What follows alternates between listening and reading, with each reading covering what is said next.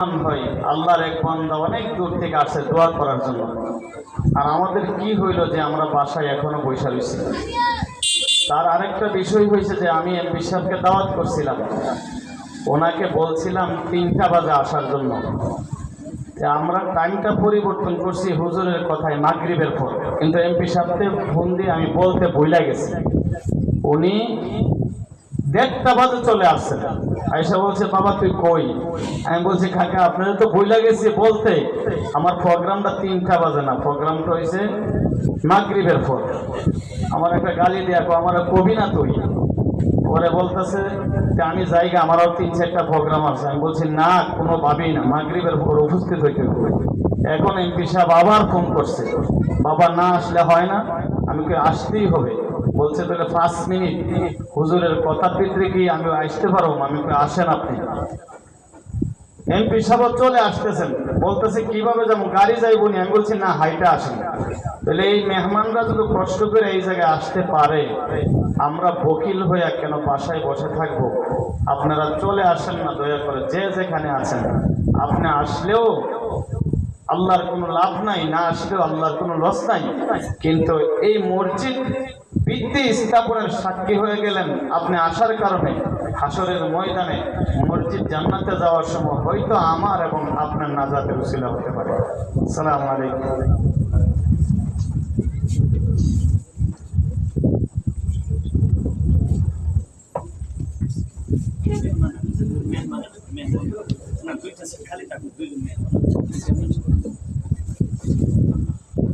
সম্মানিত উপস্থিতি, এই পর্যায়ে আপনাদের সম্মুখে গুরুত্বপূর্ণ নসিহত পেশ করিবেন পীরে কামেল আল্লামা মুফতি ওলিউর রহমান হামিদি দামাত বরকাতুহুম। আল্লামা মুফতি ওলিউর রহমান হামিদি দামাত বরকাতুহুম হুজুরের মূল্যবান বয়ান পেশ করার জন্য মসজিদে সুলাইমান ভিত্তিপ্রস্তর স্থাপন করবেন। এই উপলক্ষে হুজুরকে সংক্ষিপ্ত নসিহত পেশ করার জন্য সবিনয় অনুরোধ করছি।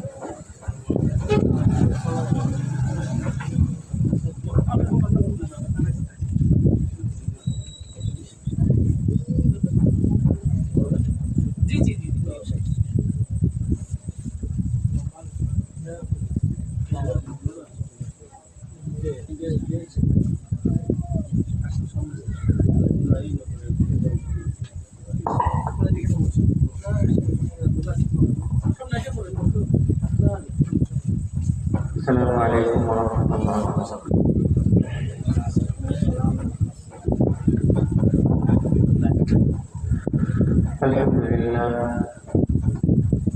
আলহামদুলিল্লাহ ওয়া কাফা ওয়া সালামুন আলা ইবাদিহি আল্লাযীনা ইসতাফা।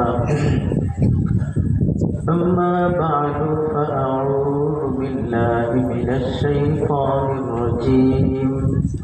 بسم الله الرحمن الرحيم.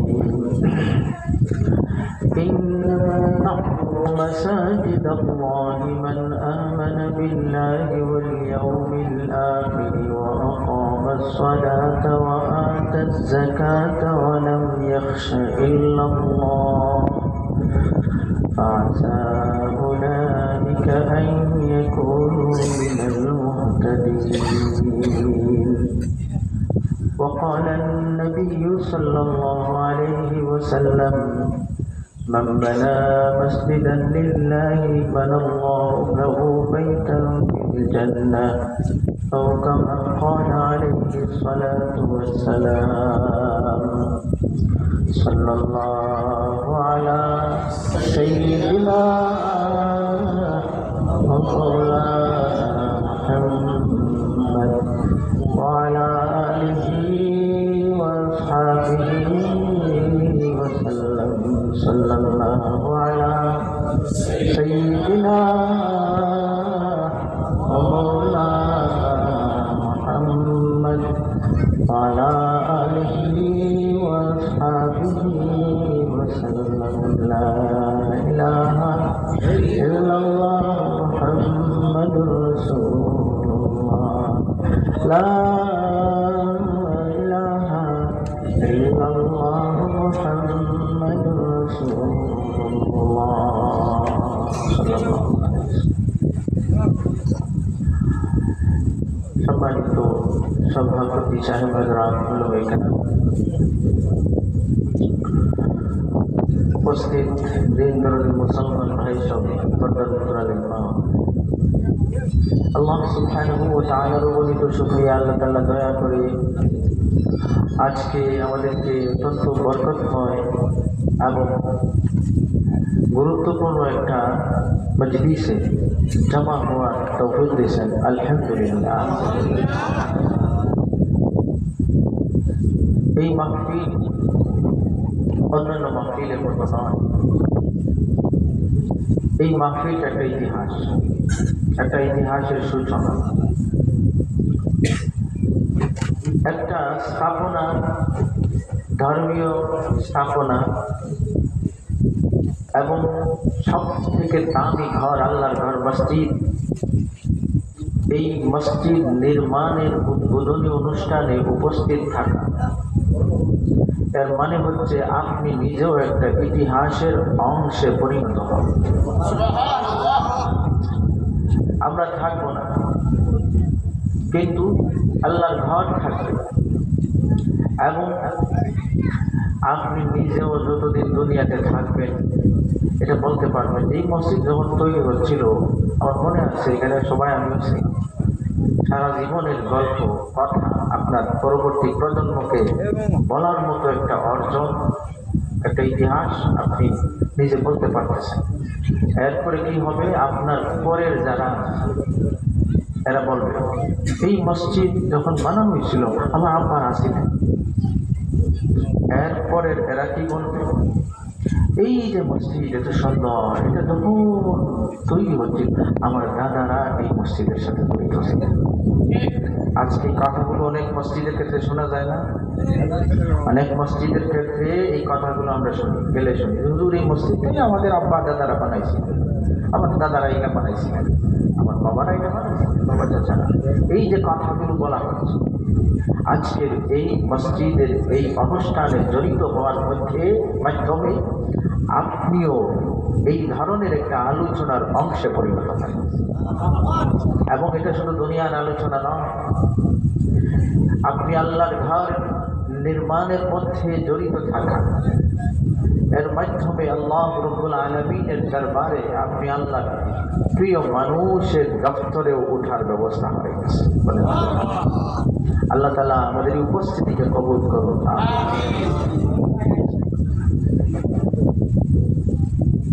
বাংলাদেশের ইসলাম আসলে আমি অত্যন্ত খুশি হয়েছি যে এখানের মধ্যে এই ধরনের একটা বড় একটা পরিকল্পনা নিয়ে কাজ শুরু হয়েছে। আমার মাওলানা খুবাইব সাহেব যখন বললেন আমি অত্যন্ত আগ্রহের সাথে আসতে রাজি হয়েছি, কারণ অনেকদিন যাবৎ আপনাদের এখানে আসা হচ্ছে না, দেখা হচ্ছে না, মনে টানে। আপনাদের জন্য জানি না অনেকের নাও অনেকের না লাগতে পারে, কিন্তু আমাদের এক দুই মাস গেলেই মনে হয় অনেক দিন, যদি রোজার পরে আসছি কিন্তু আমাদের অবস্থা হচ্ছে এক দুই মাস যখন যাওয়া হয় না তখনই মনে হয় অনেক দিন হলো এখানে যাই না, তেমন একটা অনুভূতি চলে আসে। এই অনুভূতিটা যখন চলে আসছে তখন যে কোনো ওসিলাই আবার আসার একটা ফিকির তৈরি হয়। তো আজকের এই প্রোগ্রামটাও আমার অনেকদিন যাবত আসা হচ্ছে না, খেয়াল হলো যে ওসিলাইকে দেখে আসবে, তোমার সাথে মোলাকাত। এবং আমি আরও খুশি হয়েছি যে আপনাদের সাথে মোলাকাতের পাশাপাশি এখানে যে পরিকল্পনা চলছে এটা অনেক বড় একটা পরিকল্পনা। একটা প্রত্যন্ত অঞ্চলে এই ধরনের প্ল্যান করা একটা সাহসের ব্যাপার। প্রায় 20 থেকে 25 কোটি টাকা একটা প্ল্যান এই জায়গাকে কেন্দ্র করে তৈরি হয়েছে। মসজিদ হবে, পাশাপাশি মাদ্রাসার বিল্ডিং তৈরি হবে।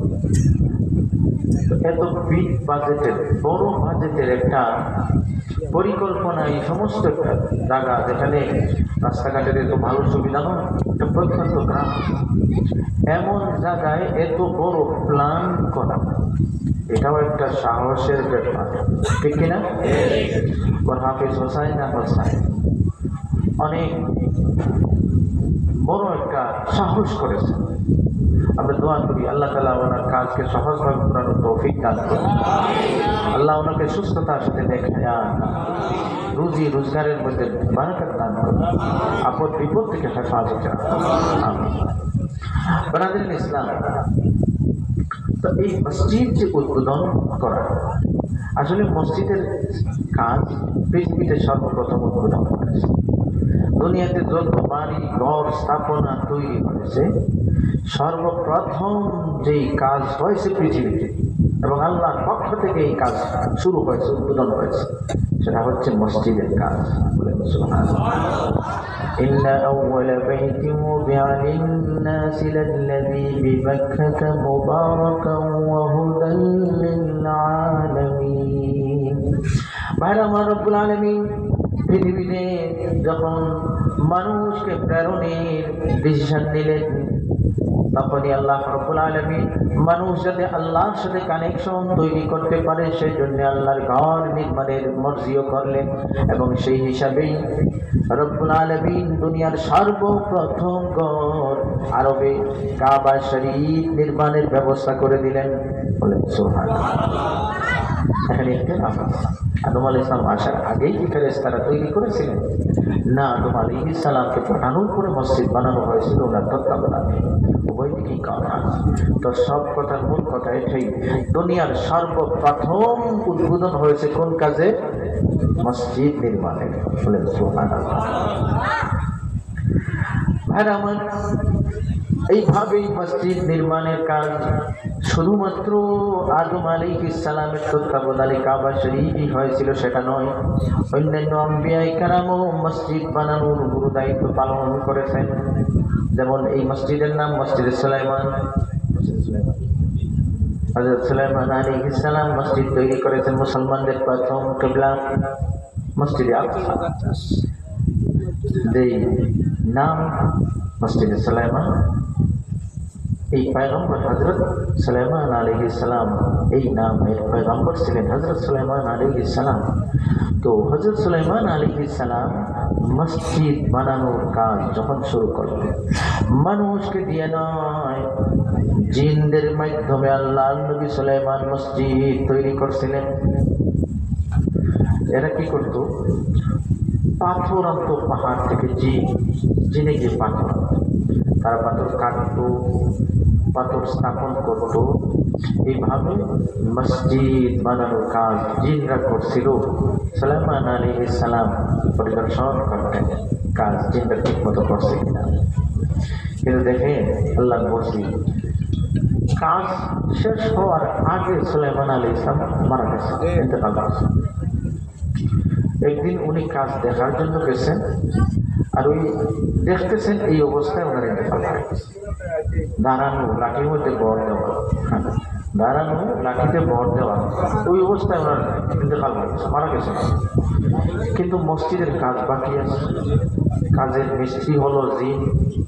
এরা সুলাইমান আলাইহিস সালামের কথা শুনে, এখন যদি উনি এই অবস্থায় ইন্তেকাল করেন, তাহলে তারা দেখবো যে নবী মারা গেছেন, তাইলে তো আর আমাদের কাজ করার দরকার নেই।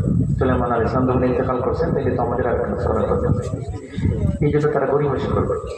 আল্লাহ রাব্বুল আলামিন কুদরতিভাবে তার ঘরের কাজ কমপ্লিটের ব্যবস্থা এইভাবে করছেন যে উনি ইন্তেকালের পরে লাঠিতে ভর দেওয়া অবস্থায়, লাশ অবস্থায় মসজিদের কাজ শেষ হওয়া পর্যন্ত দাঁড়ায় রয়েছেন। فلما قضينا عليه الموت ما دلهم على موته إلا دابة الأرض تأكل من سأته فلما خر تبينت الجن أن لو كانوا يعلمون الغيب ما لبثوا في العذاب المهين ও ভাই আমার, আল্লাহ রাব্বুল আলামিন সুলাইমান আলাইহিস সালামের মাধ্যমে মসজিদে আকসা নির্মাণ করাইছেন এবং কুদরতিভাবে এই কাজ কমপ্লিট করাইছেন। হযরত ইব্রাহিম আলাইহিস সালামকে আল্লাহ রাব্বুল আলামিন মসজিদের কাজ করার দায়িত্ব দিয়েছেন। ও ভাই আমার, ইব্রাহিম আলাইহিস সালাম কাবা শরীফ পুনর্নির্মাণ ওনার সন্তান হযরত ইসমাঈল আলাইহিস সালামের মাধ্যমে আঞ্জাম দিয়েছেন। এইখানেও আল্লাহ কুদরতি সিস্টেম করছিলেন। লিফট, বর্তমান সময়ে লিফটের যে আধুনিক যে পদ্ধতি, অনেক উঁচু বিল্ডিংয়ে আপনি ঢুকবেন, লিফটে সুইচ দিবেন, আপনাকে মিনিটের ভিতরে পৌঁছায় দিচ্ছে 15-20 তলা উপরে। তো ওই সময় তো উপরে কাজ করার মতো ক্র্যান সিস্টেম ছিল না, এই ধরনের কোনো আধুনিক ব্যবস্থা ছিল না। কিন্তু আল্লাহর ঘর কাবা শরীফের পুনর্নির্মাণ যখন ইব্রাহিম আলাইহিস সালাম শুরু করলেন, এত উঁচু বিল্ডিং, এত উঁচু স্থাপনা, এত উঁচু ঘর বানানোর জন্য উপরে যাবেন কিভাবে? রব্বুল আলামিন কুদরতি সিস্টেম করে দিলেন একটা পাথর। এই পাথরে যখন উনি উঠতেন, ওনাকে নিয়ে লিফটের মতো পাথর উপরের দিকে উঠতেন। এইভাবেই বাইতুল্লাহ শরীফের পুনর্নির্মাণের কাজ। ও ভাই আমার, আখিরি নবী, জিন্দা নবী হযরত মুহাম্মদুর রাসূলুল্লাহ সাল্লাল্লাহু আলাইহি ওয়াসাল্লাম, আমার নবীজি মসজিদের কাজ নির্মাণের কাজ শুরু করতেন। আল্লাহ রাসূল সাল্লাল্লাহু আলাইহি ওয়াসাল্লাম যতদিন মক্কা শরীফে ছিলেন, ওই সময় নামাজ ফরজ হওয়ার পরে তখন ওইখানে তো কাবা শরীফ ছিল, মক্কা শরীফে নবীজি নামাজ পড়ছেন মসজিদে আকসাকে কিবলা করে। কিন্তু যখন মক্কা শরীফ থেকে চলে গেলেন, আর তো মসজিদ নাই।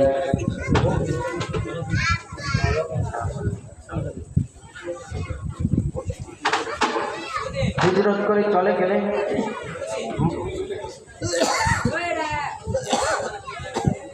করে চলে গেলেন, মদিনা শরীফে পৌঁছেন নাই। রাস্তায় কোবা নামক জায়গা, ওইখানে অবস্থান করছেন নবীজি। ওই কোবা নামক জায়গায় অবস্থান করছেন এই কয়েকদিনের জন্য। ওইখানে মসজিদ বানায়া দিয়েছেন। বলেন সুবহানাল্লাহ। মসজিদের উদ্যোগ, কাজের উদ্যোগ। মদিনা শরীফে নবীজি তাশরীফ নিলেন। এক দেশ এক জায়গা থেকে আরেক জায়গায় আসছেন। নিজের বাড়ি, ঘর, জায়গা, জমি কোনো ধরনের চিন্তা নবীজি প্রথমে করেন নাই। গিয়ে বলেন নাই, তোমরা যে আমারে আনছো, আগে আমার বাড়ি দাও। তোমরা যে আমাকে আনছো, আমার থাকার, ফ্যামিলি নিয়ে থাকার মতো ব্যবস্থা আগে করো, তারপরে আমি অন্যান্য বিষয় নিয়ে কথা বলবো। আমার নবীজি এমন কোনো কথা বলেন নাই। মদিনা শরীফে তাশরীফ নেওয়ার পরে আমার নবীজি সর্বপ্রথম যে উদ্যোগ নিয়েছেন এর অন্যতম হলো মসজিদ নির্মাণের ব্যবস্থা করেছেন। মসজিদে নববী বানানোর ব্যবস্থা নবী করেছেন, নিজের ঘরের চিন্তা করেন না। নিজের বাড়িঘর ছেড়ে চলে আসছে। আসার পরে বলতে পারতেন যে আমি তো আমার ফ্যামিলি নিয়ে থাকতে হবে, তোমরা আমার এই ব্যবস্থা করো আগে, তারপরে অন্যান্য। এটা বলেন নাই, বলছেন আগে মসজিদ বানায়, মসজিদ বানানোর ব্যবস্থা করো, জায়গা খরিদ করে মসজিদে নববী নির্মাণের ব্যবস্থা করছেন। এবং এই সময় মসজিদের কাজ এত গুরুত্বপূর্ণ, এত ফজিলতপূর্ণ, আল্লাহর কাছে এত পছন্দনীয় যে নবীজি ইশারা করলে সাহাবায়ে কেরাম গলা কাটাতে রাজি থাকেন। ওই নবীজি যখন মসজিদ নির্মাণের কাজ শুরু করালেন, সাহাবায়ে কেরাম ইট আনতেছেন দূর থেকে। আমার নবীজি নিজে স্বয়ং মসজিদে নববীর জন্য ইট আনা শুরু করছেন। ইশারা দিলেই সবাই জানে বলে কাজ করতেছে।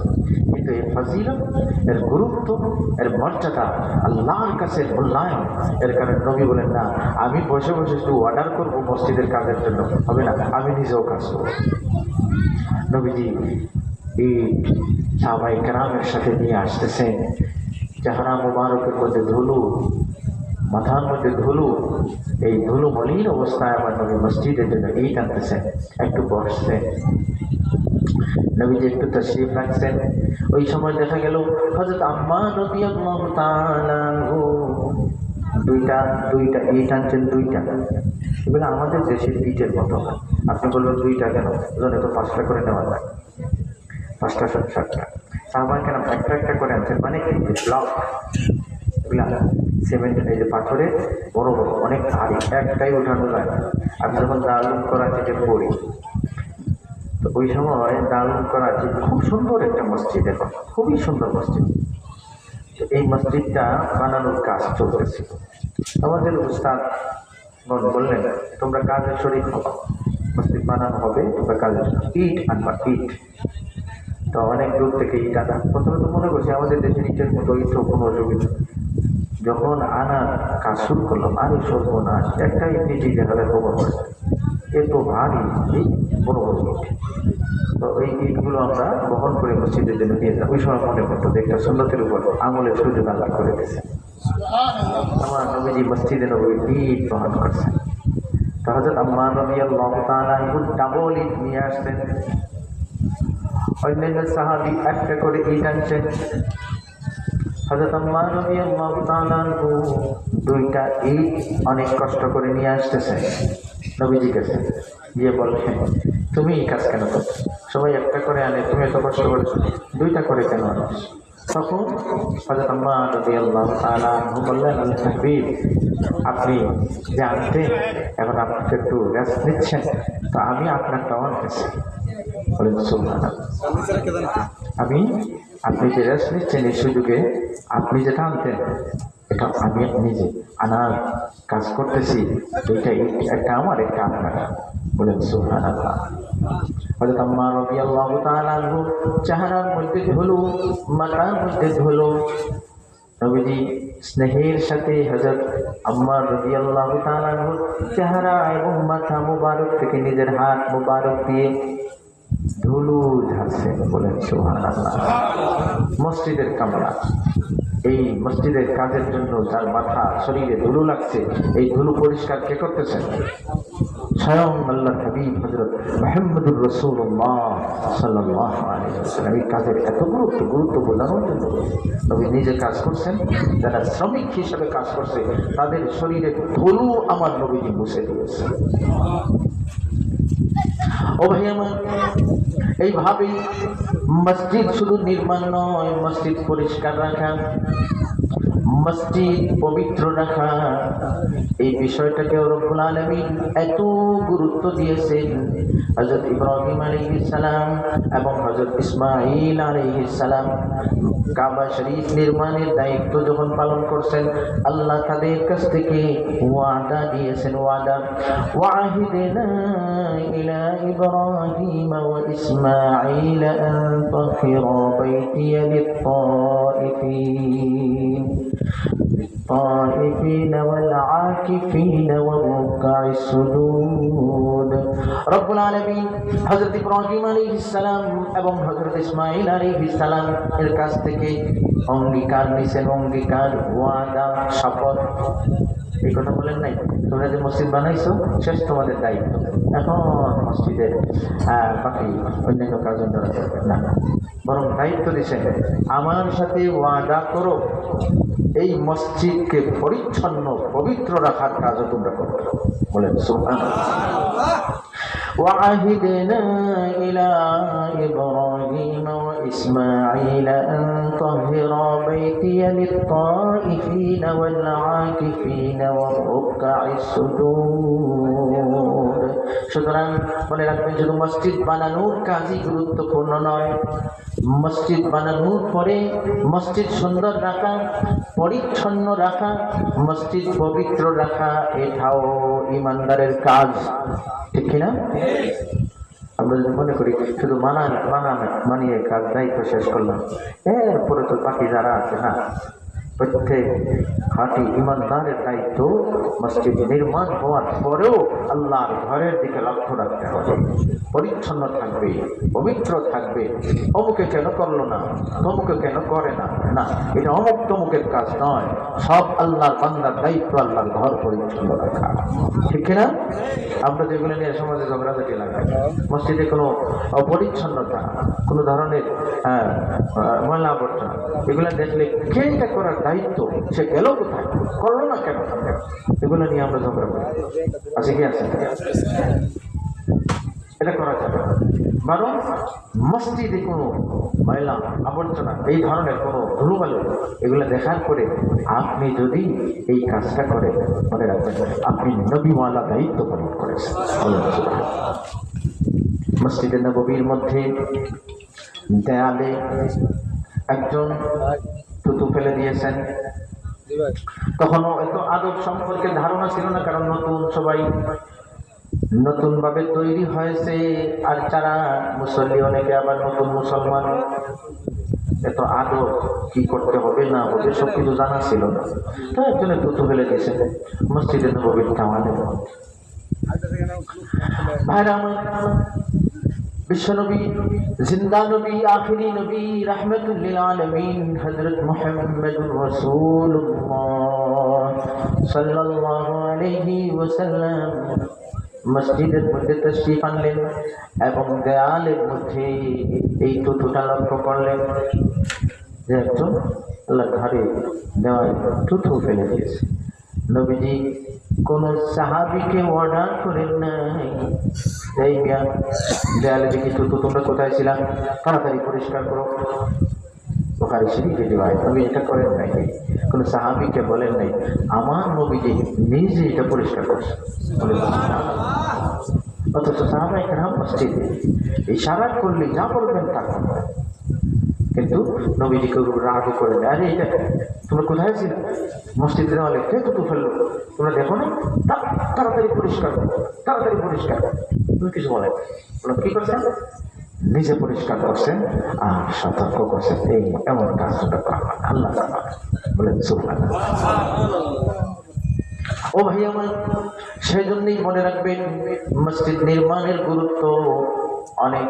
পাশাপাশি মসজিদকে পবিত্র রাখা, পরিচ্ছন্ন রাখা, এই দায়িত্বটাও সমাজের সারা জীবন পালন করার দরকার আছে। আছে কি আছে না? মসজিদকে সব কিছু থেকে মুক্ত রাখতে হবে, পলিটিক্স থেকে মুক্ত রাখতে হবে, বিভিন্ন আলোচনা থেকে মুক্ত রাখতে হবে, বেচা কিনা, পারিবারিক, সামাজিক এই সমস্ত বিষয় থেকে মুক্ত রাখতে হবে।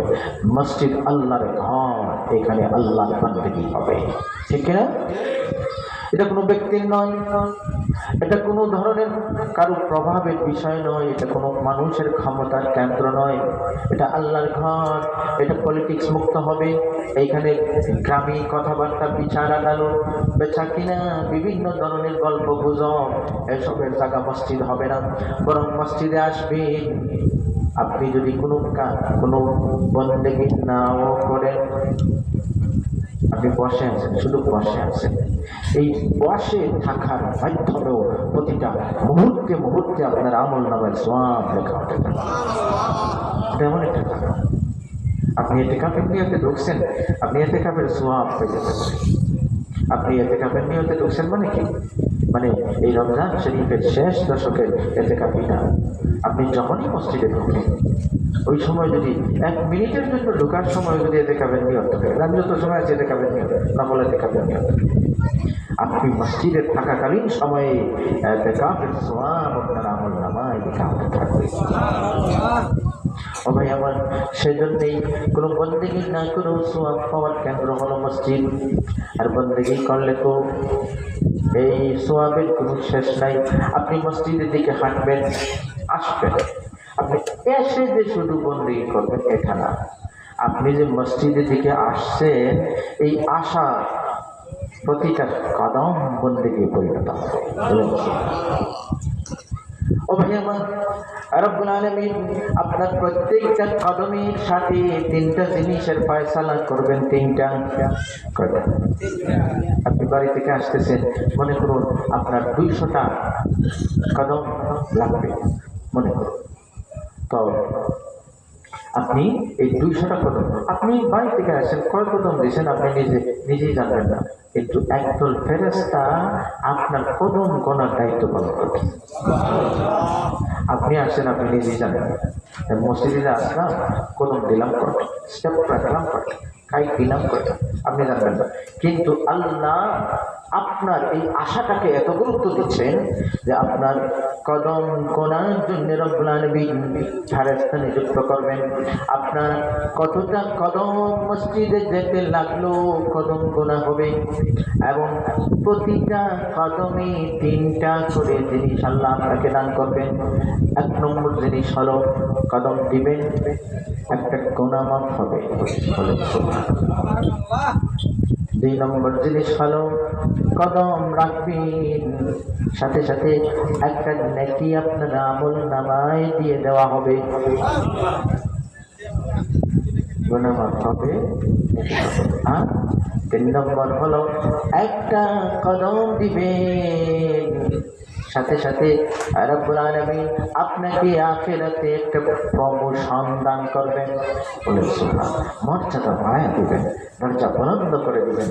আমরা তো এই মর্যাদা বাড়ানো দরজা বুলন্দ বুঝি না, একটা খুবই ভালো বুঝি, সেটা হচ্ছে প্রমোশন। কি বুঝি? প্রমোশন। চাকরি করে 3-4 বছর 5 বছর পরে আচ্ছা হুজুর দোয়া করবেন, একটা প্রমোশনের সম্ভাবনা, দোয়া করবেন প্রমোশনটা যাতে হয়। একটা প্রমোশন কত বছর লাগে একটা প্রমোশনের জন্য, কিন্তু আপনি মসজিদের দিকে কদম দিলেই আল্লাহ আখিরাতে আপনাকে একটা প্রমোশন দেবে।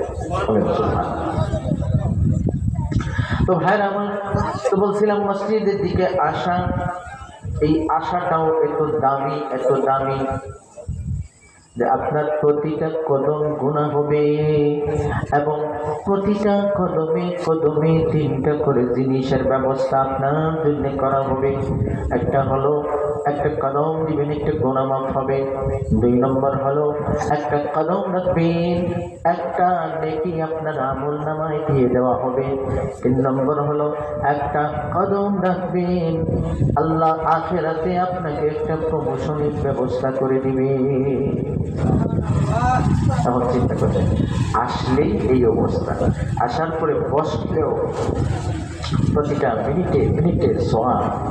আর এইভাবে যখন মসজিদের সাথে আপনার একটা আসা যাওয়া বন্দেগী, এইভাবে যখন একটা কানেকশন হয়ে যাবে, অন্তরের কানেকশন, আপনার মনটা লেগে আছে, আল্লাহর ঘরের সাথে আপনার দিলটা লেগে আছে, কোথাও গেলে আপনি অপেক্ষা করেন আবার আজান হলে মসজিদে যাবেন। এই ধরনের একটা ব্যাকুলতা, এই ধরনের একটা চিন্তা, এই ধরনের একটা আকাঙ্ক্ষা আপনি যদি নিজের মনে তৈরি করে নিতে পারেন, এই মসজিদের সাথে অন্তরের এই কানেকশনটা সাধারণ ব্যাপার নয়। এই মসজিদের সাথে অন্তরের কানেকশন যাদের হয়ে যায়, কিয়ামতের দিন রব্বুল আলামিন তাদেরকে আরশের ছায়ার নিচে জায়গা দান করে। চিন্তা করে, যেদিন কোনো ছায়া থাকবে না, কোনো প্যান্ডেল নেই, সূর্য মাথার উপরে, মানুষ ঘামতেছে, কারো কানটা হাঁটু কোমর ঘামতেছে, ওই দিন ছায়া কাদের জন্য? যাদের অন্তরের সম্পর্ক আল্লাহর ঘরের সাথে হবে, তাদেরকে আল্লাহ হবে আরশের ছায়ায় সোনার সিংহাসনে বসায় রাখবে। তবে রাজার ইসলাম, এই মসজিদ এখানে তৈরি হচ্ছে, আপনারা আসছেন, এখানে একটা উদ্বোধন হবে। আমরা শুধু উদ্বোধনের দায়িত্ব পালন করেই মসজিদের সাথে আমাদের দায়িত্ব শেষ করলে হবে না। আমরা মসজিদের গুরুত্ব মনে রাখি, আমরা মসজিদ আবাদ করার জন্য আমরা 5 ওয়াক্ত নামাজ ঠিক মতো মসজিদে এসে আদায় করার নিয়ত করে নিতে হবে। রাজি আছেন? রাজি আছেন ইনশাআল্লাহ?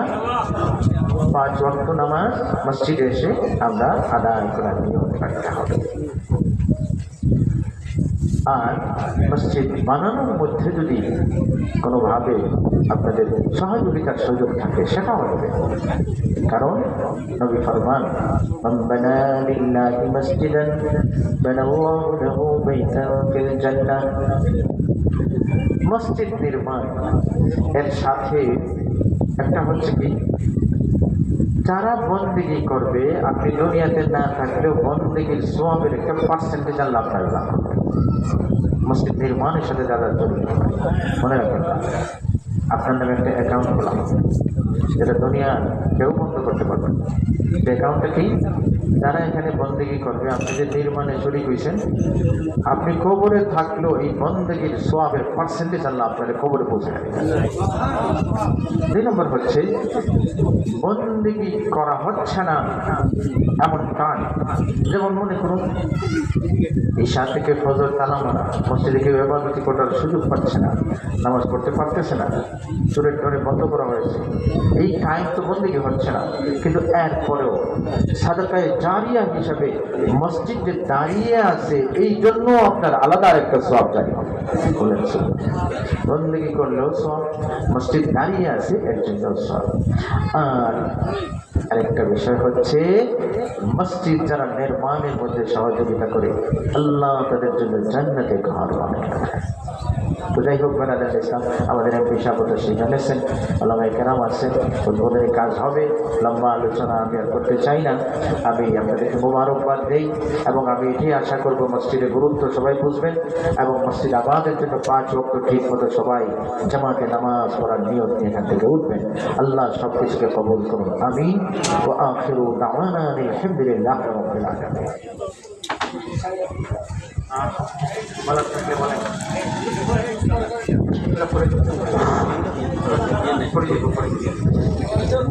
আপনারা সকলে আছেন এখন,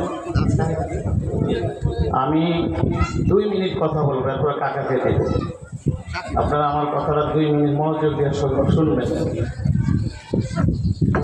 প্রথম কথা হচ্ছে, আপনারা জানেন দীর্ঘদিন যাবৎ আমি দেশের বাইরে থাকি এবং আপনাদের দোয়ায় অনেকগুলো দেশ ভ্রমণ করছি। আমি যেগুলো দেখছি, দেখার মতো হচ্ছে, আমাদের দেশে আইন আছে যে রাস্তার পাশে পুকুর করা যাবে না। এটা সারা পৃথিবীতে একই আইন। রাস্তার পাশে পুকুর করলে পুকুরের ফাঁক থাকতে হবে।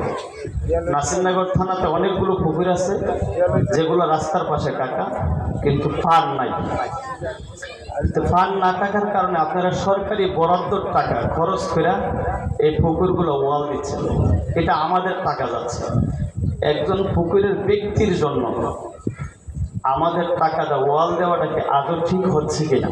যদি ঠিক না হয়, যারা পুকুর আছে তাদের টাকা দিয়ে পার করে দেন, নাহলে তাদের পুকুরের মাছ বিক্রি করে ওয়াল করে দেন। এটা আমাদের একটা দাবি। বিভিন্ন জায়গায় গাড়ি ফয়রা ভাঙতেছে, এটা এক। 2 নম্বর হলো কাকা, এই যে রাস্তাগুলো যে সরকারি আছে, আমি বিভিন্ন দেশে দেখছি সরকারি রাস্তার একটা ফিলার নির্ধারিত থাকে দুনো পাশে, আর এটা লেখা থাকে যে সরকারি ল্যান্ড। আমাদের গোটা নাসিরনগরের রাস্তাগুলো আপনি মাইপা সরকারি রাস্তাগুলো ফিলার নির্ধারণ করে দেবেন কিনা? অনেকে গর্তলা ফেলে, অনেকে বিভিন্নভাবে দখল করতেছে। যদি একটা বরাদ্দ দিয়ে রাস্তাগুলো নির্ধারণ করে দেন, তাহলে আমাদের দেশের অর্ধেক ঝগড়া থেমে যাবে। 3 নম্বর হলো, আপনি কাকা এদিকে আসছেন, আরেকটা রাস্তা এদিকে আছে। ওই রাস্তাটা আপনাকে আনি না এই জন্য, যেহেতু একটা মজলিসে আসবেন, টয়লেট সাইডে রাখছে রাস্তায় এবং তারা গরুর গোবর সাইডে রাখছে। আমরা তাদেরকে বলে আসছি যেন তাদের টয়লেট এবং গরুর গোবর রাস্তায় না ছাড়ে। যদি বৃষ্টি হয় তাহলে আর চলাচল করা যায় না। এটার ব্যাপারে যদি আপনি কিছু বলে যান। আরেকটা হতো, এই রাস্তাটা নির্মাণ হচ্ছে, যে বেকুড়া দিয়ে নির্মাণ করছে, এটা খুব ছোট, এই কারণে নিচের মাটিগুলো তোলার কারণে ভাঙ্গা পড়ে গেছে। কিন্তু গাড়িটা হচ্ছে 3 গাড়ি, আমার এখানে একটা 6 গাড়ি ছিল।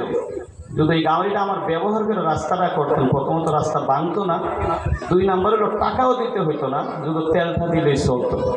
এটা হচ্ছে আমার 4টা কথা। আসলে এখানে আমি না, আপনি কি কথাগুলোর বলার অর্থ হচ্ছে, আপনি তো আমাদের বাপ, আর আমরা আপনাদের ছাড়া বলবোই কার কাছে, এই কারণে আপনাকে বলছি। আর সকলের উদ্দেশ্য বলি একটা কথা, আমি যখন বোর্ডের মাঠে ছিলাম আমাকে কিন্তু বের করে দেওয়া হয়েছিল, আমার বাবাকে যেমনভাবে দিয়েছিল। দেখেন, অনেক মানুষ আপনারা বলেন যে একরামুজ্জামান সুকন সাহেবের পার্টি ছিলেন। আমি বলতে চাই, ওনার মাধ্যমে উনি দেশের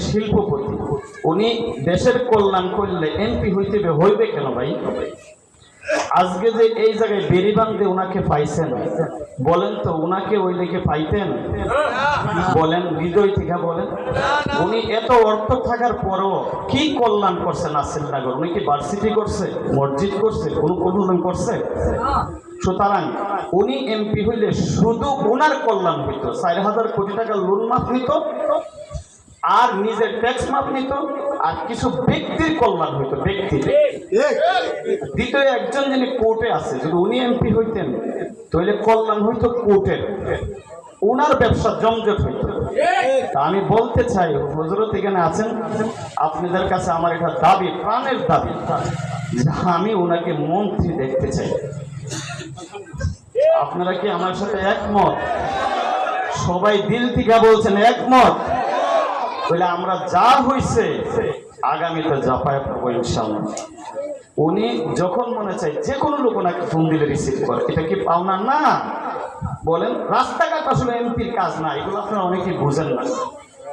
আমার এই কথা বলে শেষ করছি যে আমার 4টা প্রস্তাব ছিল, পুকুর, রাস্তা নির্ধারণ করা, আর আমাদের এই 2টা রাস্তা, টয়লেট, আর এই যে কথাগুলো বলছি কাকা, এটা মাফ করে দিবেন সবাই যদি আমি ভুল করে থাকি। হ্যাঁ, ওয়াকিল দাওয়ান আলহামদুলিল্লাহ।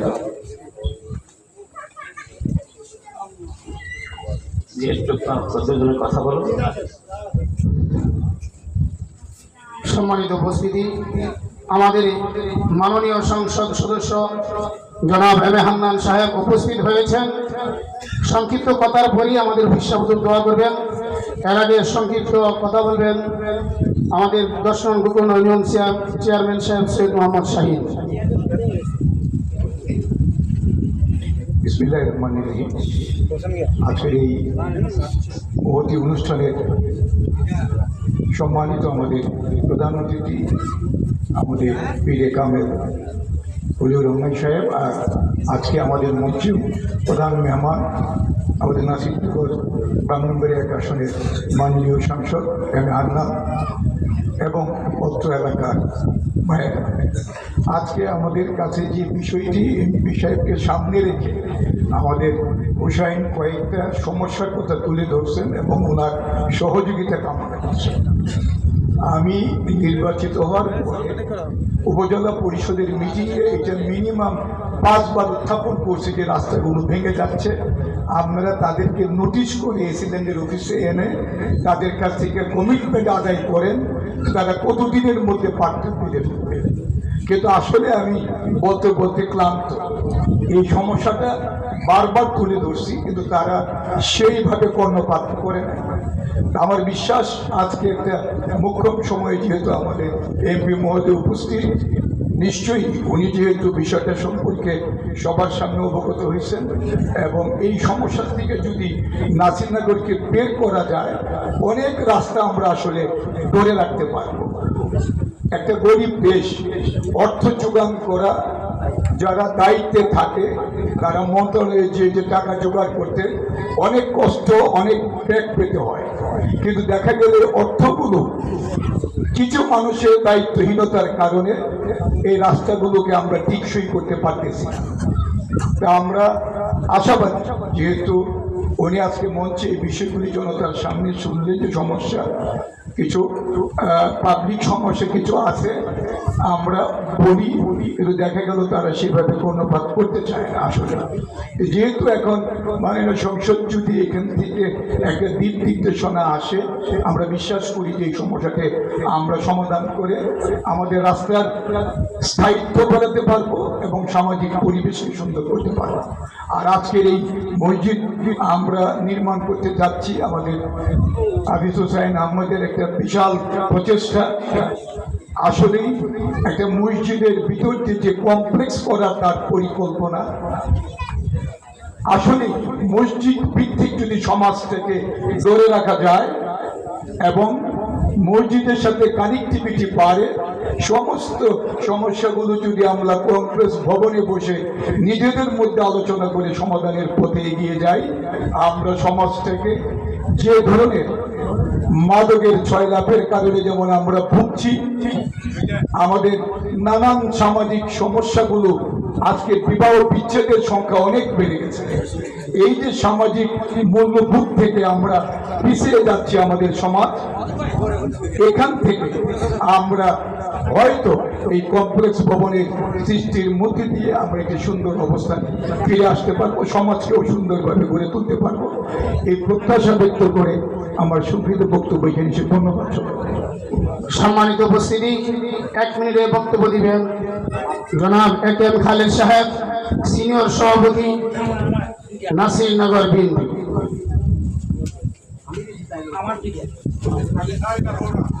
বিসমিল্লাহির রহমানির রহিম।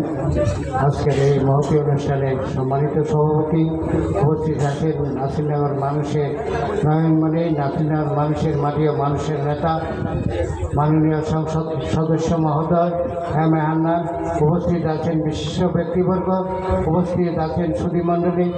আপনারা জানেন আজকে একটা মসজিদের উদ্বোধন হতে যাচ্ছে। এটা একটা আধুনিক মসজিদ হিসাবে হুসাইনে উদ্বোধন করবে। এটা আপনারা উদ্বোধনী অনুষ্ঠানে সবাই থাকবেন এবং দোয়া করবেন মসজিদ যাতে তার যে উদ্দেশ্যে মসজিদ করতেছে সেই উদ্দেশ্যে যেন সফল হয়। এই বলে আমি আমার বক্তব্য শেষ করছি। কথা বলছি।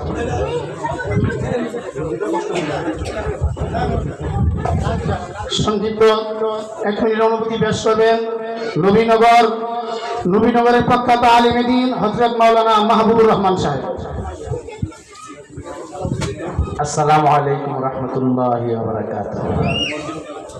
আজকে আমরা নবীনগরের দক্ষিণ সীমান্ত, মুরাদনগরের উত্তর সীমান্তবর্তীকালে জায়গায় আমরা বাস করি। ওইখানে 6টি ইউনিয়নের ওলামায়ে কেরামের একটি সংগঠন ইত্তেহাদুল ওলামা পরিষদ। আমাদের ইত্তেহাদুল ওলামা পরিষদের সার্বিক কাজের মধ্যে অতুলনীয়, অবর্ণনীয়ভাবে যিনি সবসময় আমাদের সাথে আছেন তিনি হলেন আজকের এই মজলিসের যে প্রস্তাবক, এখানে কমপ্লেক্স তৈরি করবেন আমাদের হযরত হুসাইন ভাই। তিনি হলেন আমাদের এই ইত্তেহাদুল উলামা পরিষদের যে অতুলনীয় ভাবে আমাদের সাথে জড়িত এবং ইত্তেহাদুল উলামা পরিষদকে বিভিন্ন সময় সহযোগিতা পরামর্শ দিয়ে পরিচালনা করেন, উলামায়ে কেরামদের সাথে সবসময় লেগে আছেন। আমরা আন্তরিকতার সাথে এখানে এসেছি এই কমপ্লেক্সে এই উদ্বোধনের সময় আমরাও যেন শরীক থাকতে পারি, উপস্থিত হয়েছি যে আমাদের এখানে যার মাধ্যমে এই কমপ্লেক্স পরিচালনা করা হবে হযরতুল আল্লাম মাওলানা খুবাইব সাহেব। এই খুবাইব সাহেব তিনি হলেন আমাদের ইত্তেহাদুল উলামা পরিষদের অতুলনীয়ভাবে একজন কর্মী, যার মাধ্যমেই ইত্তেহাদুল উলামা পরিষদের সকল সদস্য সবসময় মিলেজুলে আছেন। শুধু তাই নয়, ওই অঞ্চলের ওলামায়ে কেরাম সর্বসাধারণ সবার সাথে উনার যে আন্তরিকতা, হৃদ্যতা রয়েছে, ওখানের মানুষ কোনোভাবেই উনাকে ছাড়তে চায়নি, আমরাও ছাড়তে চাইনি। কিন্তু শুধুমাত্র আমরা এই কথা ভেবেই দিয়েছি যে দ্বীনের কাজ করার জন্য আরো বড় কাজ করবেন তিনি এইখানে, এই জন্যই আমরা উনাকে দিয়েছি। উনার আন্তরিকতা, ভালোবাসা সবসময় ওই অঞ্চলের সাথে থাকবে, আমাদেরও থাকবে। আমরা আমাদের ওখান থেকে উনাদেরকে বড় ধরনের কোনো সম্মাননা দিতে পারছি না, কিন্তু আমাদের পক্ষ থেকে হৃদয় ঝরা ভালোবাসা নিয়ে দুজনকে আমরা 2টা ক্রেচ উপহার দিচ্ছি। আমাদের জনাব হুসাইন ভাই, যিনি আমাদের সাথে সব সময়ের জন্য জড়িত আছেন, এই ইত্তেহাদকে এগিয়ে নেওয়ার জন্য তিনি আমাদেরকে বলিষ্ঠ পরামর্শ দিয়ে চালাইতেছেন। আল্লাহ তাআলা উনার হায়াতের ভিতরে বরকত দান করেন। উনার এই জায়গার এই উদ্যোগকে আল্লাহ তাআলা উত্তর সফলতা দান করেন। আমরা দোয়া করব সবসময় এখানের সাথে আমাদের ইত্তেহাদের সম্পর্ক থাকবে। হাতে দিয়ে দেবে জি। তো আমি আমাদের হুসাইন ভাইকে আমাদের ইত্তেহাদের পক্ষ থেকে সম্মাননা ক্রেচ প্রদান করছি, তিনি গ্রহণ করবেন। আমাদের এই আজকের এই মাহফিলের মধ্যমণি যে দেওয়ানার হযরত অধ্যক্ষ মিজানুর রহমান সাহেব আসেন নাই, ক্যাশ প্রদান করছেন মুফতি উলিউর রহমান হামিদি সাহেবের কাছ থেকে এবং আমাদের মাননীয় সংসদ সদস্য জনাব এম এ হান্নান সাহেবের কাছ থেকে ক্যাশ প্রদান করবেন মাওলানা কুবাইদ আহমদ সাহেব, আমাদের পীর সাহেব পীরে কামেল হযরত মাওলানা আব্দুল আওয়াল সাহেব থেকে।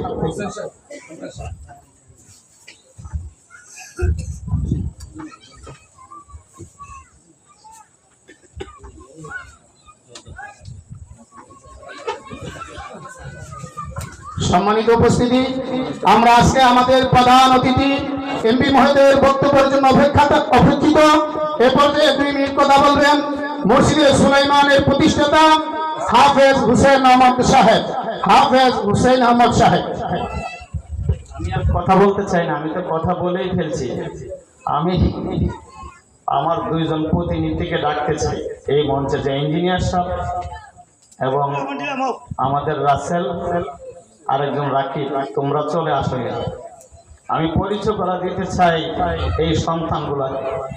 আজ আমাকে এত উপরে যারা নিয়ে গেছেন একমাত্র আল্লাহ তাআলার দয়া, আর যারা আমাকে সহযোগিতা করছেন এই 3 জন নক্ষত্র। আর আমি যে আজকে সম্মাননা পাইছি, এই সম্মাননাটা আপনারা গোকর্ণ ইউনিয়নবাসীকে দিয়ে দিতে চাই। এটা আপনাদের সকলের জন্য এই সম্মাননা। আর এখন কথা বলবেন কাকা, উনি আমাদের ইঞ্জিনিয়ার সাহেব। আপনারা ওনাকে দেখে রাখবেন, উনি থাকবে এখানে। রাসেল কোথায়, রাকিব কোথায়? আমার 2 জন ম্যানেজার, উনি আমার সাথে মালয়েশিয়া চলে যাবেন। উনি মালয়েশিয়ার ব্যবসা বাণিজ্য আমার অনেকদিন দেখছেন, এখন উনি আবার যাবেন ইনশাল্লাহ দেখার জন্য। আর রাকিব এখানে থাকে। এই 3 জনকে আপনাদের কাছে পরিচয় করার অর্থ হলো আপনারা এই 3টা মুখকে চিহ্না রাখেন। আপনাদের গ্রামের এই বেরিবান্ধের সন্তানকে এত উন্নত করার পিছনে তাদের এই অবদান আছে এবং আমি তাদের পরামর্শেই চলি। রাকিব কোথায়? রাকিব এই যে এটা। হুজুর, আমার এই 3টা মানুষকে দোয়া করে দিবেন যে হুজুর কাছে মুসাফা কথা। কাকা, আমার এই লোকগুলোর জন্য একটু দোয়া করবে। তারা এক একজন এক এক ডিস্ট্রিক্টের, কেউই আমাদের ব্রাহ্মণবাড়িয়ার নয়। এখন আমার কাকা কথা বলবেন নাসিরনগরের কৃতি সন্তান, নাসিরনগরের মানুষের হৃদয়ের স্তম্ভ, নাসিরনগরের গর্ব এম এ হান্নান, মাননীয় সংসদ নাসিরনগর উপজেলা।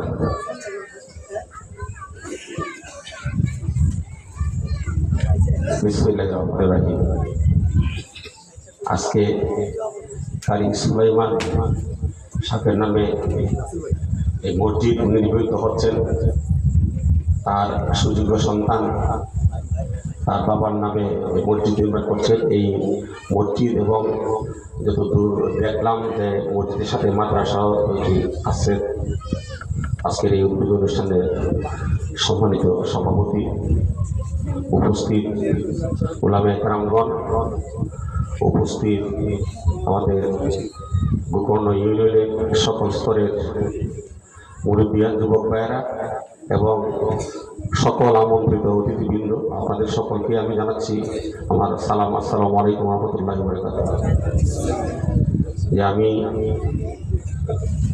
আপনাদের অক্লান্ত পরিশ্রমে বিগত 12 ফেব্রুয়ারি নির্বাচনে আপনারাই আমাকে ভোট দিয়ে আপনাদের সন্তান হিসেবে এবং গোকর্ণ ইউনিয়নের সর্বোচ্চ ভোট দিয়ে আপনারা আমাকে নির্বাচিত করে সংসদে আপনাদের কথা বলার সুযোগ করে দিয়েছেন।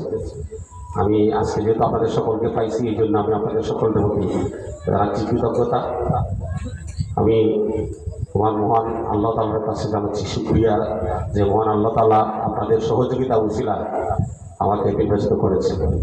আমাদের এই পথ চলা একটু কঠিন ছিল, অনেক প্রতিকূল অবস্থা পার হয়ে।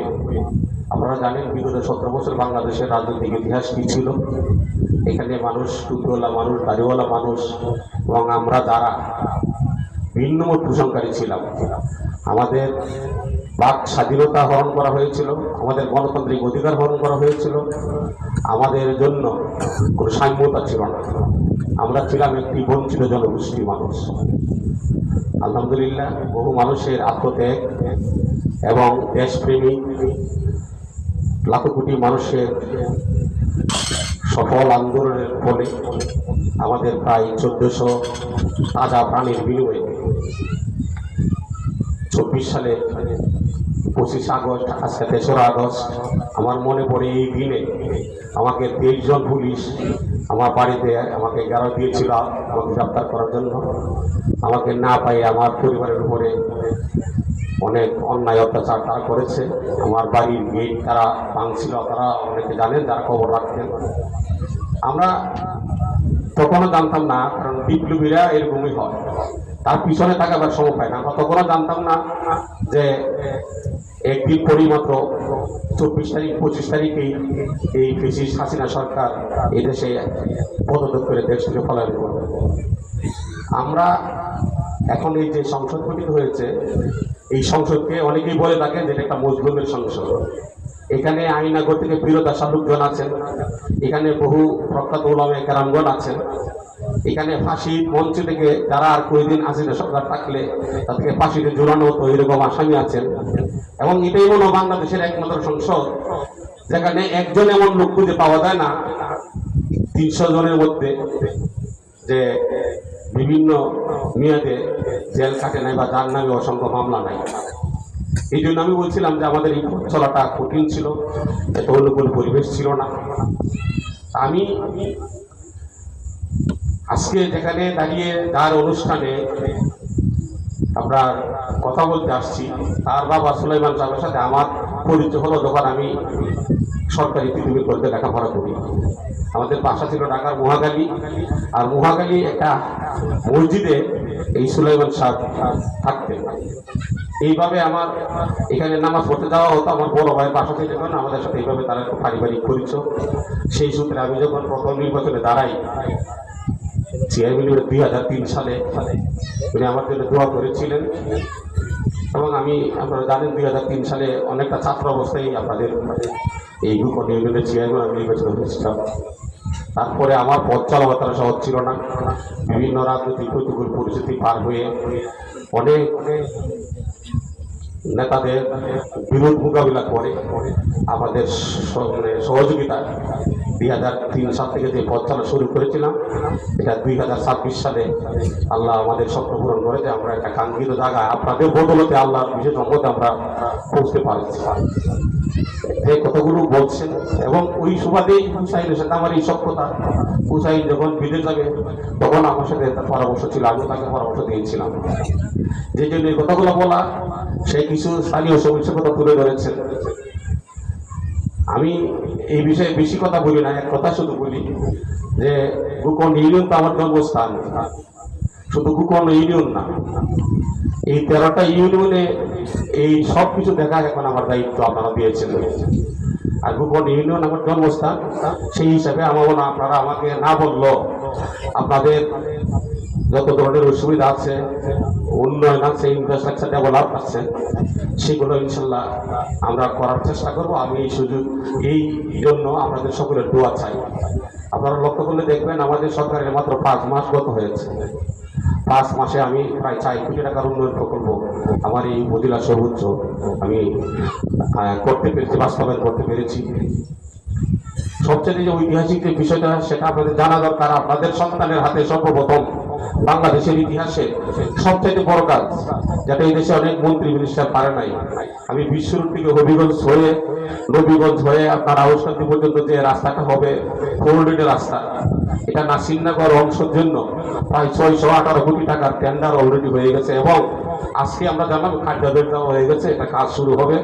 আমাদের গণপ্রধান সরকারের মাননীয় প্রধানমন্ত্রী জনাব তারেক রহমান ব্রাহ্মণবাড়িয়া অংশে আমাদের নাসিরনগর উপজেলা এবং হবিগঞ্জে গতকালকে যে ঘোষ সভার কথা হয়েছে ওখানে উনি উদ্বোধন করবেন। এটাই হবে নাসিরনগর উপজেলার ইতিহাসের সবথেকে বড় উন্নয়নের কাজ। খুশির খবর হলো যে আমি আমাদের বাংলা বীজের কথা বারবার বলেছি, আপনারা হয়তো শুনে থাকেন, সংসদে আমাদের কথা শুনেন কিনা আপনারা শুনেন? জি, আমি বলছি যে আমাদের প্রাণের দাবি, আমি এই ইউনিয়নের চেয়ারম্যান ছিলাম, এটা বলছি আমাদের প্রাণের দাবি মাননীয় প্রধানমন্ত্রী। শুধু বইলেই কাজ হয় না, সংসদে কাজ করার জন্য বিভিন্ন অফিস আদালতে দৌড় করতে হয়, ইনশাল্লাহ আপনাদের দোয়া আমি সেটাও করতে পারি। আমি আজকে কনফার্ম করলাম আমাদের সেপ্টেম্বর মাসে আমাদের মাধবপুর অংশের যে বাকি অংশটা, ভুবন থেকে বাকি অংশটা মাধবপুর পর্যন্ত অত্যন্ত খারাপ অবস্থা, এটা ইনশাল্লাহ সেপ্টেম্বরে টেন্ডার হয়ে যাবে। আর আমাদের অন্যান্য যে ছাত্রপাড়, তারপরে যে দলমন্ডলের রাস্তাঘাট, এগুলো কাজ চলমান আছে, এগুলো টাকার সমস্যা নাই, কাজটা করানো হলে ইনশাল্লাহ নাসিরনগরের যোগাযোগ অবস্থাটা ভালো হয়ে যাবে।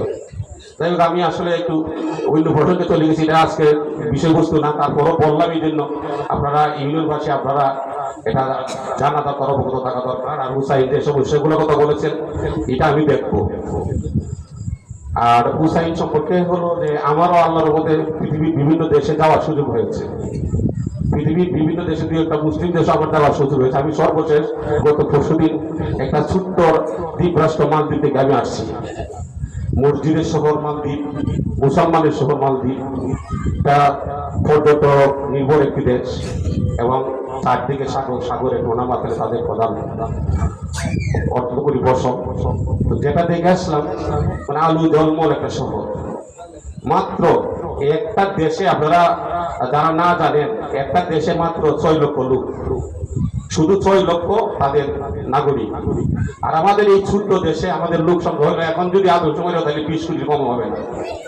অতিরিক্ত লোকের চাপ, আমাদের এরপরে বিভিন্ন অনিয়ম দুর্নীতির কারণে আমাদের অর্থনীতি বিধ্বস্ত। এই বিধ্বস্ত অর্থনীতির একটা দেশকে 5 মাসে আবার সব থাকা ঠিক করে গত 17 বছরের যে ময়লা আবর্জনা এগুলো পরিষ্কার করে আবার গাড়ি পুরো গতিতে চালানো, ফুল স্পিডে একটু সময় লাগবে। আমরা আমাদের একটা প্রবাদ আছে যে মার ঘরে সন্তান জন্য হলো 10 বা 10 দিন লাগে, আমাদের মাত্র 5 দিন। আমাদের মাননীয় প্রধানমন্ত্রী ভালোভাবে শুরু করেছেন, ইনশাল্লাহ আশা করি যদি উনি এই 5 বছর রাষ্ট্র পরিচালনা করে যেতে পারেন নির্বিঘ্নে, বাংলাদেশের পজিটিভ কিছু পরিবর্তন হবে। আর যদি বাংলাদেশের পরিবর্তন হয়, আমি আপনাদের সন্তান হিসেবে এখানে দাঁড়িয়ে বলে যাই ইনশাল্লাহ আমিও সেই সাথে আপনাদের নাসিরনগর উপজেলার পরিবর্তন ইনশাল্লাহ আমরা করে ছাড়ব। আমার ভাতিজা হুসাইন সম্পর্কে বলতে হয়, আল্লাহ তাকে সফল করেছেন। আমি বলবো যে তার উপরে তার বাবার দোয়া আছে। আমি যদি তাকে এইভাবে তুলনা করি যে 1915 সালে আমাদের এই গ্রামের একজন কৃতি সন্তান জনাব সৈয়দ ওলিউল্লাহ যে স্কুলটি স্থাপন করে গিয়েছিলেন 100 বছরের বেশি সময়, এটা এখন কলেজে পরিণত হচ্ছে। আমি দোয়া করবো আমার ভাতিজা হুসাইন যে সুন্দর একটি কমপ্লেক্সের শুভ সূচনা করেছেন, এটা দিন দিন এমন একদিন এটা এই প্রতিষ্ঠানের সাথে ইনশাল্লাহ গিয়ে দাঁড়াবে। এটাও আমাদের এই গোপন ইউনিয়নকে নাসিরনগর উপজেলা তথা আমাদের এই ব্রাহ্মণবাড়িয়া জেলা আমাদের মুখ উজ্জ্বল করবে। এখানে এরকম একটা সুন্দর প্রতিষ্ঠান আছে, মাদ্রাসা আছে, মসজিদ আছে। আমি আশা করি আল্লাহ তাকে সেই সক্ষমতা দিয়েছে, সে পারবে, তার অনেক ভালো মন। আমি আরেকটা কথা না বললে আসলে কৃপণতা হবে, আপনাদেরকে জানিয়ে রাখি আমাদের 1968 সালে ঢাকাস্থ নাসিরনগর থানা সমিতি একটা প্রতিষ্ঠা হয়েছিল। তো আমাদের এই অত্যন্ত পুরাতন এই সংগঠনটির কোনো কার্যালয় নাই। আমাকে ধরলো আমাদের নাসিরনগরে ঢাকা বসবাসকারী সব লোকজন। আলহামদুলিল্লাহ আমরা সবাই বসছিলাম। আমার ভাতিজা হুসাইন সেদিন এখানে ছিলেন। আমার ভাতিজা হুসাইন আমাদের মুখ উজ্জ্বল করে সেদিন গোকর্ণ ইউনিয়নের পক্ষ থেকে সর্বোচ্চ 10 লক্ষ টাকা সে এখানে অনুদান প্রদান করেছে। আরেকজন 10 লক্ষ টাকা দিয়েছেন, সে আমার পূর্ববাগ ইউনিয়নের আরেকজন। তো আমরা সেদিন প্রায় 1 কোটির বেশি টাকা আমরা সংগ্রহ করেছি।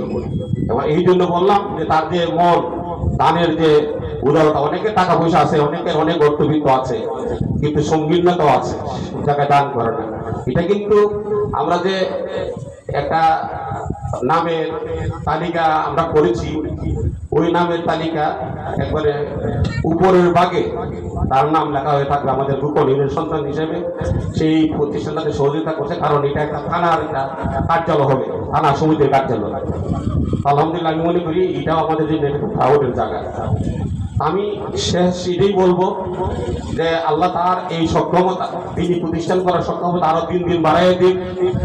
তার যে আচার আচরণ চলাফেরা, আমরা বিশ্বাস সে আরো অনেক দূর যাবে এবং আমাদের এই ইউনিয়ন তথা আমাদের এই উপজেলাকে এইরকম দান প্রদান করে বিভিন্ন প্রতিষ্ঠানে সে আরো সহযোগিতা করবে বলে আমি বিশ্বাস করি।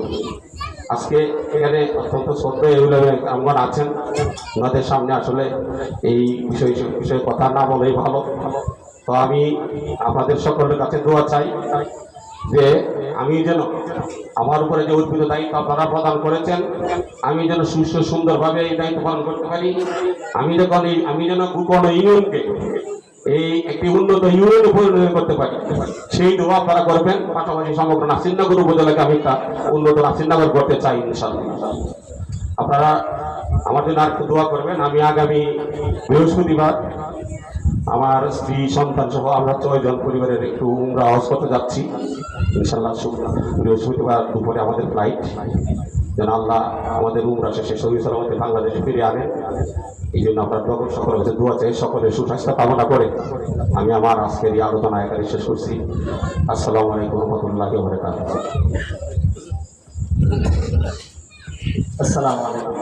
সময় সংক্ষিপ্ততার কারণে ব্রাহ্মণবাড়িয়া থেকে অনেক উলামায়ে কেরাম আসছেন এবং নবীনগর থেকে অনেক উলামায়ে কেরাম আসছেন। আমি ক্ষমা চাই নিচ্ছি যে আমি আপনাদেরকে সুযোগ দিতে পারি নাই, আমাকে মাফ করে দিবেন। এবং আমাদের গ্রামের অনেক উলামায়ে কেরাম ছিলেন, আপনাদেরকেও সুযোগ দিতে পারি নাই। এবং অনেক মুরব্বীরা ছিলেন, আমাদের মেম্বার সাহেবরা ছিলেন। সকলের কাছে আমি ক্ষমা চাই আপনাদেরকে সময় সুযোগ না করে দেওয়ার কারণে। আর বিশেষভাবে ক্ষমা চাই আমাদের পীর সাহেব হজরতের কাছে যে এই দীর্ঘ সময় হুজুরকে বসায় রেখে কথা বলছি। হুজুর আল্লাহর রস্তে আমাকে মাফ করে দিবেন, আমি আপনার সময়টা নষ্ট করছি। ব্রাহ্মণবাড়িয়া এবং নবীনগর উলামায়ে কেরামদেরকে বলছি, আপনারা এই অনুষ্ঠান শেষ হওয়ার পরপরই হাফেজ খুবাইব সাহেবের বাড়িতে চলে যাবেন। আপনারা সকলের হাফেজ খুবাইব সাহেবের বাড়িতে চলে যাবেন।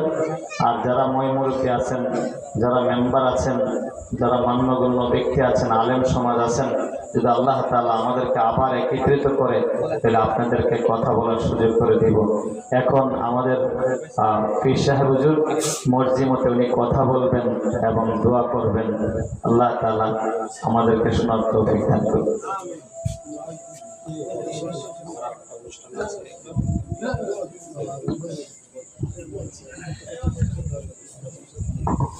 الحمد لله رب العالمين والصلاة والسلام على سيدنا المرسلين وعلى آله وصحبه أجمعين. ربنا ظلمنا أنفسنا وإن لم تغفر لنا وترحمنا لنكونن من الخاسرين. ربنا لا تزغ قلوبنا بعد إذ هديتنا وهب لنا من لدنك رحمة إنك أنت الوهاب. اللهم اغفر وقبول اللهم সমস্ত মুর্দেগানকে মাফ করে দাও। আল্লাহ জিন্দা করে নেক হায়াত দাও। রব্বুল আলামিন আজকের এই মাহফিলকে তুমি কবুল ফরমাও। আল্লাহ তোমার মুতাবিক সুসাইল সাহেব বড় আশা করিয়া ইয়া আল্লাহ তোমার ঘর বানাইতে তোমার নবীর বাগান তৈরি করার লাগি কাম শুরু করতে। আল্লাহ তুমি কবুল করো, আল্লাহ তুমি কবুল করো। সহজে পুরাইবার তৌফিক তুমি দান করো। হেদায়েতের বরকত কাজে বাড়াইয়া দাও। ফিতনা ফাসাদ থেকে হেফাজতে রাখো। হে আল্লাহ, হে রব্বুল আলামিন, আজ পরবর্তীকালে আলম দান খাদান সমস্ত মুর্দেগানকে তুমি মাফ করে দাও। আল্লাহ খুবাই আল্লাহ ইখলাসের সাথে সুস্থতার সাথে দায়িত্ব পালনের তৌফিক তুমি দান করিও। পরবর্তীকালে আলম যারা যেখান থেকে আটু খাইছো, সেই যে মোট কাটো আটকে গেছো, তুমি জানো অনেক অসুস্থ, অনেক তোমাদের পক্ষ থেকে দোয়া চাওয়া হয়েছে। আল্লাহ তুমি আমরা রুহানি জিসমানি বেমারে শিফা দাও। আল্লাহ তুমি খালি হাতে ফেরত দিও না। সাল্লাল্লাহু তাআলা আলা খায়রি খালকিহি মুহাম্মাদিন ওয়া আলিহি ওয়া সাহবিহি। ইয়া আল্লাহ, ইয়া আল্লাহ আমাদের পিসাব ধো। ইয়া আল্লাহ, আল্লাহ এই এলাকার লোকে যারা চিন্তা করো, খেদমত করো, সমস্ত সুস্থতার সাথে নেক হায়াত দাও। আপদ বিপদ থেকে হেফাজতে রাখো। উমরা যাওয়ার আশা করছেন, সেই সালামতে যাওয়ার তৌফিক দাও। আল্লাহ মকবুল উমরা তৌফিক তুমি হিসাবে দান ফরমাও। সাল্লাল্লাহু তাআলা আলা খায়রি খালকিহি মুহাম্মাদিন ওয়া আলিহি ওয়া আসহাবিহি আজমাইন। আমিন বিরহমাতিকা ইয়া আরহামার রাহিমিন।